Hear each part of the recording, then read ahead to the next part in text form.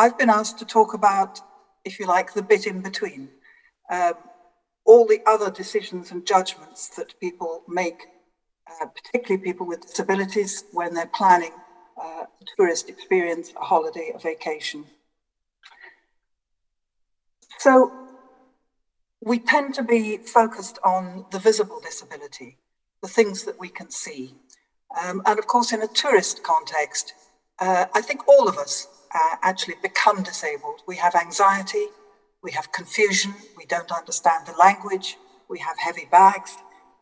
We're all suffering from that anxiety. And of course, while there are many disabilities that we can see, there are many more that we can't see. Issues like anxiety, people with neurodiversity, for example, dementia, many issues that now affect large numbers of people when they travel.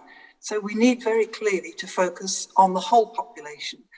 And I always find it's useful to think about, how do I feel when I arrive in a new place or a new country where I don't understand what I have to do?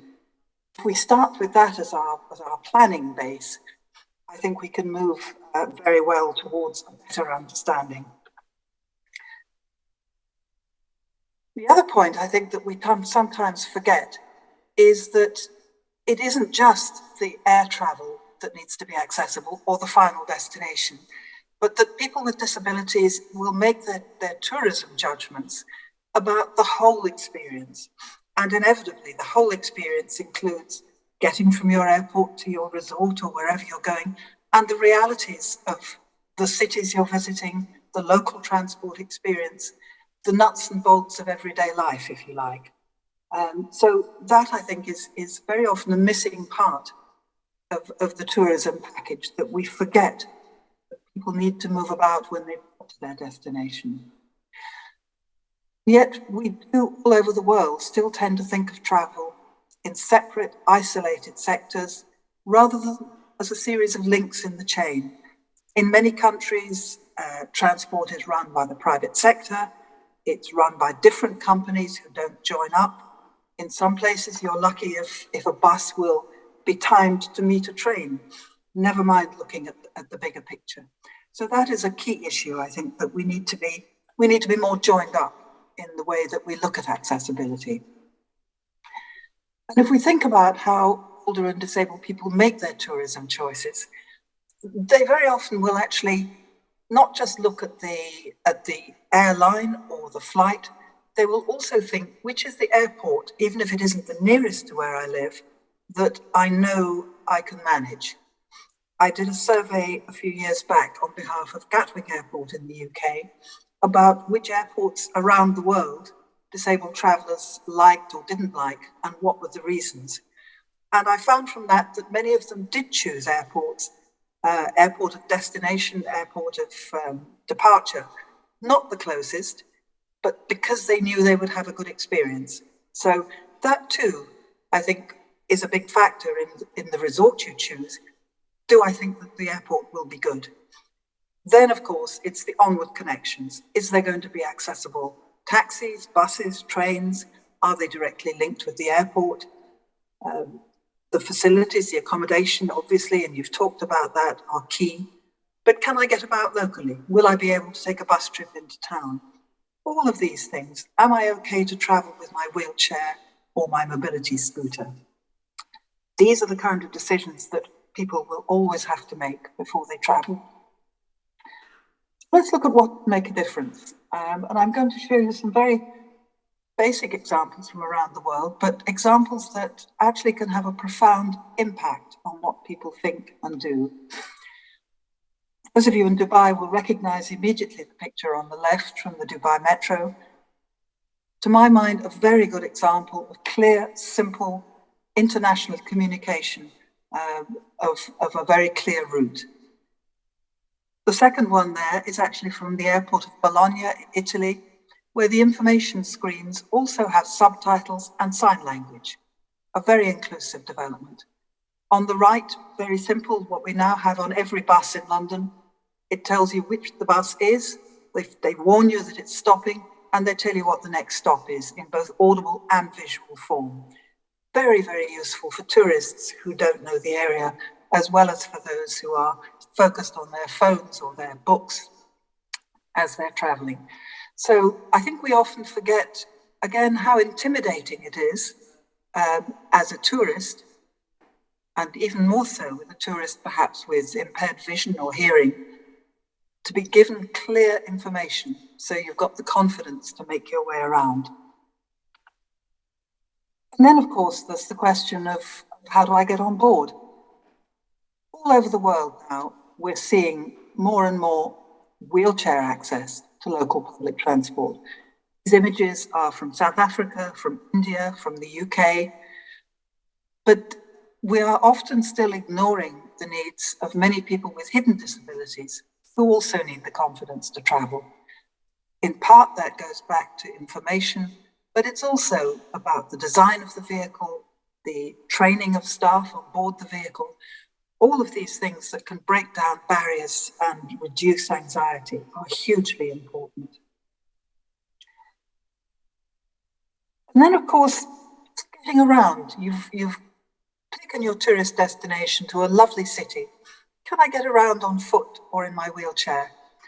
You'll see in these two images, beautiful design, very high level of construction, but absolutely flawed in terms of accessibility. On the left, we see a beautiful ramped curb on one side of the road, which hasn't been repeated on the other. Why? Who knows? On the right, an example actually from Penang, again with a beautifully engineered drop curb, in front of which they've put a very lovely planter full of flowers. Both great features in their own right, but together they have completely blocked the accessibility of that part of the city. So there's an attention to detail that is very often lacking. And part of it, I think, comes down to a lack of training for people like highway engineers. If we move on again to cruise travel, hugely popular among older people and people with disabilities, and yet while getting around on board the ship is generally these days very easy, getting around at your destinations can be much harder. And in many cases, there is simply no thought to an inclusive transport provision. So you don't get on the bus or the coach with everybody else.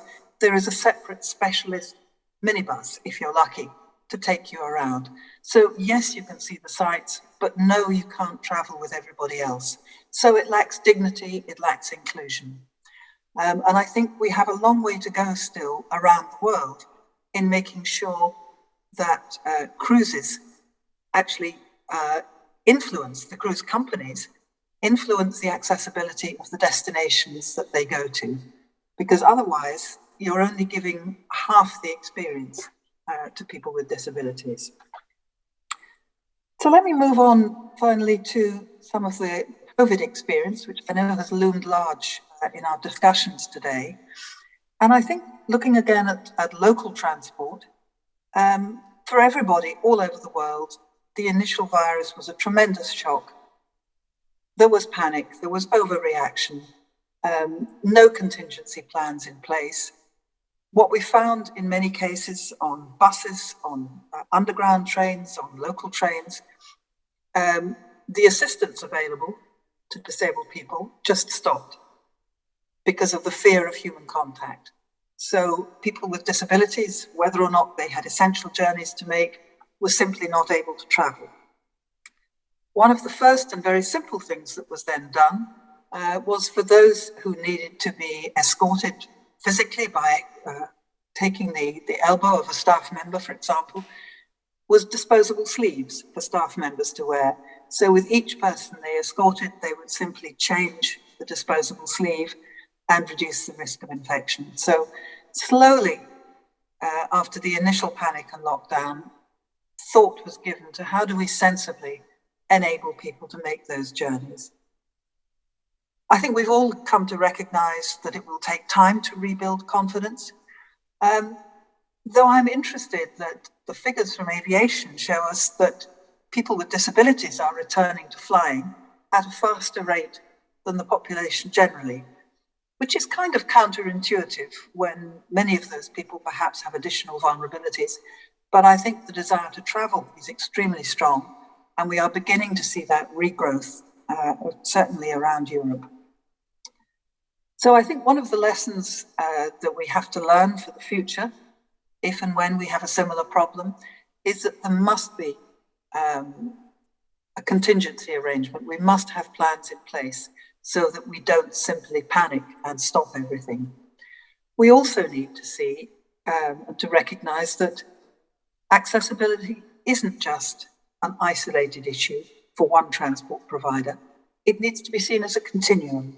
So if I arrive at an airport and I want to take the train and then a bus, the same provisions, the same standards of safety control and so on should be available in all of those places. So I think we need much better coordination between the different types of transport provider, right from aviation through to local bus or taxi, so that people have the confidence to understand what it is they're going to be expecting and receiving.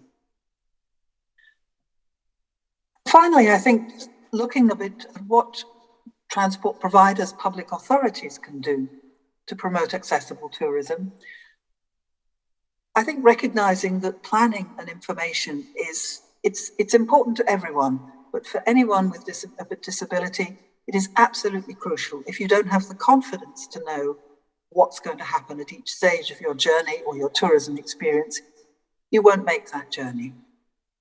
We need to ensure that every step is seamless. So again, let's ensure that the airlines talk to the rail operators talk to the bus and the taxi operators and so on, so that we do create something that is seamless. Don't forget the pedestrian environment. I've shown you a handful of examples done with the best of intentions, but with the end result that they were absolute barriers to mobility for many people. So it isn't just about vehicles and transport infrastructure, it's also about the very basis of moving about in the pedestrian environment. We've heard a bit today about inclusive design principles, and like every other speaker, I would say, absolutely, that is the way we need to go. People don't want to be separate. The days of special provision and we'll take you somewhere different are long gone. People with disabilities want to travel with family, with friends, with their fellow travelers. So inclusive design is absolutely fundamental. And I think, finally, just make sure that we do have contingency plans in place. The chances are there will be other pandemics in the future. So, if we've learned one thing from COVID, it should be how to plan and to put things in place that mean that a problem doesn't become a crisis. Of course, there will always be health issues to deal with, but let's make sure that people with disabilities are an integral part of that planning and not the ones who are left behind and forgotten. Thank you very much indeed. And like Anna Grazia, I will be here to take questions later on. Thank you.